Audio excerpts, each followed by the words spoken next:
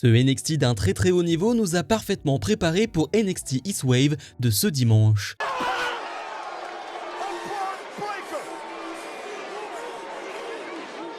Salut à toutes et à tous, on se retrouve aujourd'hui pour mon récap de NXT du 19 août 2025. Et on ne perd pas une seule seconde dans ce NXT du côté de Philadelphie. On attaque avec le Josh Briggs face à Yoshiki Inamura dans un Street Fight match. Les deux sont déjà en train de se battre en coulisses et on va directement aller sur le ring et on va avoir un match de 15 minutes qui était très bon. Alors oui, il y a un peu des temps morts et des temps faibles dans ce match, mais c'est un Street Fight match, donc c'est normal. Quand tu dois positionner des chaises, positionner des tables, oui, ça met un peu de temps, donc tu as des temps faibles, c'est normal. Mais pour le coup, l'engagement des deux catcheurs, l'impact, l'intensité que vont mettre les deux, c'est vraiment très fort. Et autant je critique Josh Briggs concernant ses promos, concernant son charisme qui n'est pas présent, autant sur les gros matchs, sur les grands rendez-vous, il répond toujours présent. Et ça, il faut le dire, parce que c'est facile de le critiquer, mais quand il est bon, il faut le dire aussi, et il est vraiment très bon dans ce match, avec un très grand Yoshiki Inamura qui va frapper très fort les chops qu'il va mettre à Josh Briggs dans ce match. Et d'ailleurs, je pense que c'est à cause d'une chop dans l'œil que Josh Briggs va pisser le sang,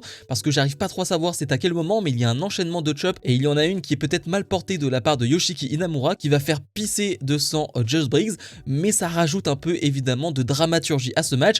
On va avoir des chaises, on va avoir des kendo sticks, on va bien sûr avoir une batte de baseball qui va être utilisée par Yoshiki Inamura, qui va placer une poubelle sur Josh Briggs et ensuite porter un coup de batte de baseball, un énorme splash sur une table de la part de Yoshiki Inamura. Bref, on se régale. J'en ai pas parlé, mais on a une disposition un peu différente dans cette salle, c'est-à-dire qu'on a une espèce d'estrade sur les côtés du ring, ce qui fait qu'on peut aller encore un peu plus bas et ça pourra servir un peu plus tard dans la soirée. Mais oui, c'est un bon match, franchement, je me régale. Peut-être un poil déçu par la fin de match, parce que Yoshiki Inamura ne gagne donc pas avec ce splash sur la table, mais Josh Briggs, lui, va enchaîner avec un moonsault sur cette table et va remporter ce combat. Je pensais vraiment que Inamura allait se relever de cette prise, eh bien non. Alors le moonsault de Josh Briggs, il est pas parfait, mais ça me va, encore une fois, ça va avec bien le match en soi qui est chaotique, qui est bordélique, terminé avec ce moonsault qui certes n'est pas parfait, ça me va en soi. En tout cas, victoire de Josh Briggs, j'aurais aimé une victoire de Yoshiki Inamura, mais encore une fois, c'est presque pas ça le plus important. On enchaîne avec Jasper Troy qui fait face à Ricky Sainz dans un combat de 9 minutes.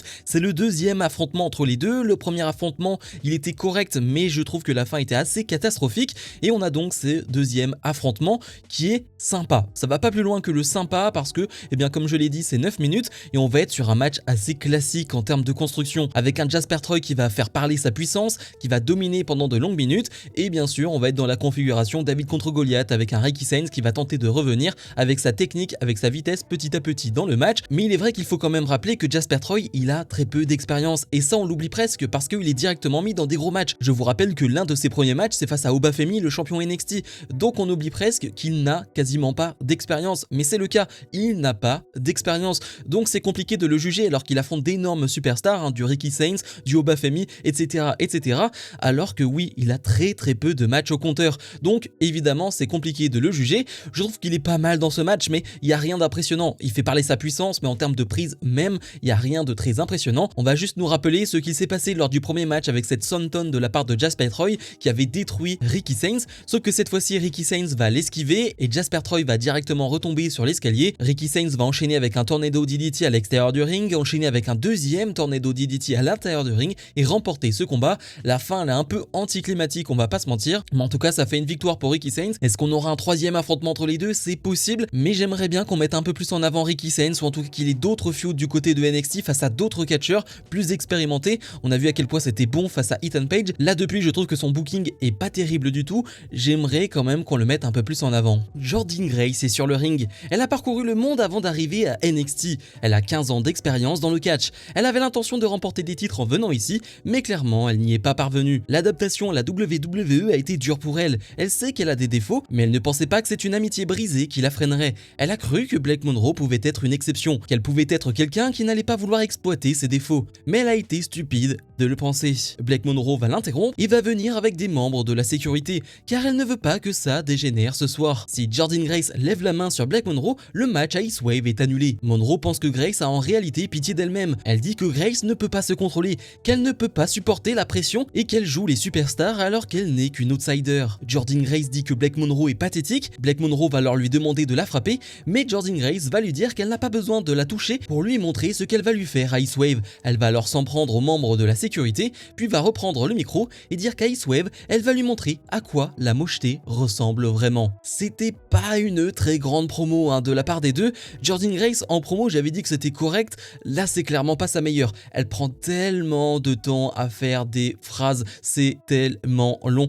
Là je parle comme Jordynne Grace, vraiment c'était tellement long et franchement le public de Philadelphie a été très gentil avec Jordynne Grace parce qu'on connaît des publics qui auraient été bien plus méchants, qui auraient chanté des watts, qui auraient pu la perturber encore plus dans sa promo. Ça n'a pas du tout été le cas. Donc pour le coup le public a été très gentil avec elle alors qu'elle a pris tellement son temps entre les phrases et c'était pas dingue, vraiment pas. On voit quand même la différence avec Blake Monroe qui a beaucoup plus l'habitude, qui est très facile entre guillemets dans ses promos, dans sa manière de parler. En tout cas le match aura lieu ce dimanche du côté de Ice Wave et ça je l'attends énormément. Fatal Influence va faire face à The Elegance Brand du côté de la TNA. Et oui parce que je rappelle, ce dimanche à NXT East Wave, Jessie Jane défendra son titre de championne TNA face à Ash Elegance et aussi par Masha Slamovich qui est l'arbitre spécial de ce match. On va avoir un match d'une dizaine de minutes qui était très bon, très bien rythmé encore une fois. Alors du côté de Elegance Brand, je connais très peu de noms à part évidemment Dana Brooke, ex Dana Brooke du côté de la WWE, mais ce qu'elles font c'est très solide. Franchement c'est plutôt solide, mais je dois mettre en avant encore une fois Fatal Influence qui fait un boulot en tant qu'équipe incroyable et je pense qu'on les met pas assez en avant par rapport à ce qu'elles font depuis des mois et des mois. C'est impressionnant le travail d'équipe encore dans ce match parce que petit à petit on a vu clairement une montée en puissance d'une Jasmine Nix par exemple qui était clairement la point faible au tout début, qui était celle qui avait le moins d'expérience, mais aujourd'hui non, elle montre vraiment de très belles choses sur le ring. C'est elle qui a d'ailleurs la première séquence sur le ring où vraiment c'est très cool ce qu'elle fait, mais ouais c'est un vrai beau travail d'équipe, c'est une vraie équipe et ça se voit, c'est magnifique à voir et ça il faut vraiment le mettre en avant parce que on le fait jamais assez. Mais oui, même du côté de Elegance Brand on va avoir des combos très jolis, notamment ce dernier combo, on va avoir une espèce de stomp portée, ça ne va pas faire 3 alors que Dana Brooke elle avait porté une Swanton, mais l'arbitre Masha Slamovich avait le dos tourné et puis c'est Jessie Jane qui va profiter de tout ça pour porter un énorme coup de coude pour remporter ce combat. On aura donc ce match ce dimanche entre ces trois femmes qui franchement peut être très bon sur le papier. Vu ce qu'a montré Dana Brooke dans ce match qui était pas dégueu, en tout cas franchement ce qu'elle a fait c'était pas dégueu du tout. Masha Slamovich on commence à voir, et Jessie Jane c'est très solide, franchement on peut avoir un superbe match du côté de East Wave. Chelsea Green, le secrétaire vice et le champion d'Amérique du Nord Ethan Page sont sur le ring. Ils sont rejoints par Tavion Hates et par Tahira May Steel. Page et Green dit qu'ils sont là pour avoir une discussion diplomatique. Il dit que Tavion Hates s'en sort bien en tant que star en solo, mais son problème est la façon dont il le regarde. Il ne le regarde pas avec suffisamment de respect et de reconnaissance, il ne voit qu'une opportunité. Or, Tavion Hates est nouveau dans leur monde, et dans ce monde, il n'y a pas de place pour les perdants, pour les deuxièmes. Dans le catch, quand tu perds, tu rentres chez toi les mains vides, dans le catch, il n'y a que l'or qui compte. Hates répond qu'Ethan Page est arrogant, il a l'habitude d'être sous-estimé. Chelsea Green défend alors Ethan Page avant de dire qu'elle est là pour défendre les couleurs de son pays, le Canada, leur nation supérieure, avec des athlètes supérieurs. Tahira met la coupe car elle en a assez de l'entendre parler pour ne rien dire. Chacun va alors défendre ses accomplissements dans les mondes du catch et de la lutte. Ava, la générale manageuse de NXT, va intervenir et va annoncer qu'à Ice Wave on aura un match tag mixte entre ces deux équipes. Une bagarre va éclater dans la foulée et les Américains vont prendre le dessus avec deux Uncle Luck, puis les Heels vont réussir à quitter le ring. Et bien c'était très amusant et on voit cette alliance entre Ethan Page et Chelsea Green qui est en train de se construire petit à petit et qui est vraiment très bonne. Sur le papier c'est une excellente alliance, deux Canadiens qui sont assez similaires dans leur rôle, ça fonctionne très bien. Et les face, Tahira May et Tavion Hates étaient dans une position très difficile parce que les deux qui ont l'expérience au micro, eh bien ce ne sont pas eux, c'est Chelsea Green et Ethan Page. Donc se retrouver face à des monstres comme ça au micro, c'est pas évident et je les ai trouvés très convaincants. Alors bien sûr, c'est pas parfait, mais par rapport au peu d'expérience qu'ils ont, par rapport aux heels en phase 2, ils s'en sont très bien sortis. Donc ça a donné un segment très divertissant. On est bien sûr dans le Canada versus les États-Unis. On est du côté des États-Unis, donc les babyface et les Américains ont le beau rôle, mais encore une fois, je trouve qu'ils ont ont fait une très bonne prestation. On aura donc ce match tag team mixte ce week-end du côté de NXT Eastwave et ça aussi ça peut être très sympa. Et le main event, Jevon Evans fait face à Trick Williams, un match très important car le gagnant de ce match affrontera Obafemi pour le titre de champion NXT ce dimanche à NXT Eastwave. C'est un combat qui va durer une quinzaine de minutes qui était excellent, c'était un superbe match, sans round d'observation, non on n'a pas le temps pour ça, et d'ailleurs on n'a pas le temps presque pour finir le combat, c'est assez dingue à quel point sur les dernières secondes tu sens que oui, tout se précipite, tout va très vite, parce qu'on est en manque de temps et ça se ressent. Mais sinon oui c'est un superbe match, on a une magnifique alchimie entre les deux, et en vérité je n'en doutais pas une seule seconde, quand on voit le niveau de Jevon Evans sur les derniers mois, quand on voit le niveau de Trick Williams sur les derniers mois, eh bien tu fais affronter deux hommes qui sont à un top niveau depuis des mois, forcément ça donne ce genre de combat. Je parlais du fait qu'on n'ait pas de round d'observation, dès les premières secondes Trick Williams va porter des kicks à Jevon Evans et Jevon Evans va saigner de la bouche à ce moment là et on va frapper très fort, on a des grosses chops qui sont portées par les deux, des gros coups d'avant-bras, ça frappe et ça claque et j'aime beaucoup. Et puis évidemment on a le gros spot du match qu'on a tous en tête, Jevon Evans veut encore une fois voltiger sur les cordes mais Trick Williams va le balancer sur la table des commentateurs, la chute elle est effrayante, mais vraiment effrayante, parce que Jevon Evans va retomber certes un peu sur la table, mais un peu sur le côté, ce qui donne une énorme chute, et c'est le tournant du match évidemment, parce qu'après ce spot, eh bien Trick Williams va être en totale domination pendant plusieurs minutes. J'aurais presque aimé que le match dure plus longtemps, qu'on ait encore une plus longue domination de la part de Trick Williams, pour qu'on ressente vraiment l'effet et l'impact de ce spot. J'aurais aimé que ça dure encore 5-6 minutes en plus, mais on était vraiment en manque de temps. Mais Jevon Evans, donc malgré cette domination, va tenter de revenir dans le match, il va y arriver même à plusieurs reprises, mais Trick Williams reprend l'avantage, Trick Williams porte son finish, allez en terminer, mais eh bien depuis le début du match, Trick Williams regarde dans les loges parce que dans les loges il y a le champion NXT Obafemi, et pour terminer le match, il regarde encore une fois dans les loges, et cette fois-ci ce n'est pas Obafemi, mais c'est Mike Santana de la TNA, ce qui va perturber Trick Williams. Jevon Evans va en profiter pour enchaîner avec deux cutters et remporter ce combat.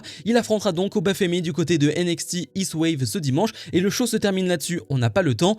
Grosse victoire pour Jevon Evans, et maintenant on se demande, est-ce que Jevon Evans ne peut pas battre Obafemi du côté de NXT Eastwave? Est-ce que Jevon Evans n'est pas la personne parfaite pour battre Obafemi? Moi je pense que oui, mais est-ce que c'est le bon moment pour le faire? Il va falloir voir Eastwave pour en être sûr et certain. Bilan de ce NXT, de mon côté on sera sur un 8 sur 10, parce qu'il y a 2-3 petites choses que j'ai un peu moins aimé, par exemple Ricky Sainz face à Jasper Troy ou la promo de Black Monroe avec Jordan Grace, mais sinon le reste c'était très lourd, sinon le reste c'était d'un très haut niveau, avec notamment ce main event, l'opener avec Josh Briggs et Yoshiki Inamura, le match tag féminin, les promos avec Ethan Page et Chelsea Green. Non, franchement c'est un très bon NXT qui a presque manqué de temps sur la fin, et ça c'est bien dommage parce que j'en aurais bien repris 2-3 minutes en plus, mais c'est pas grave, c'était un très grand NXT avec d'excellentes performances de grands catcheurs qui vont encore une fois se la donner ce dimanche du côté de NXT Eastwave. La carte de Eastwave elle est très belle, elle est vraiment très jolie. Alors il n'y aura pas de pronostic sur la chaîne, on en reparlera lundi de ce NXT Eastwave,